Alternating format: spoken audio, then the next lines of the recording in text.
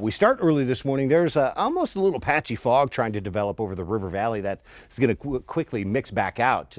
We've got strong winds hitting today. It's a weather impact day for that reason.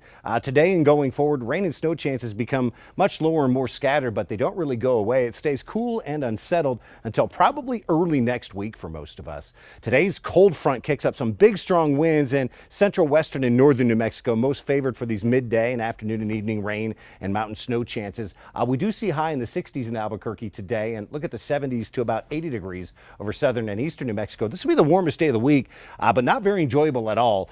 By late morning and midday, these wind advisories and high wind warnings take effect, and they stay switched on till sunset in most spots. Albuquerque, Bernalillo County included on the advisory. Gusts 50 to 55 today. West central New Mexico, much of eastern and northeastern New Mexico, potentially damaging winds could hit with high wind warnings in effect. Gusts could be 60 to 70, and out in far eastern New Mexico, very warm and dry with the strong winds. We have widespread red flag warnings and dangerous fire weather conditions developing.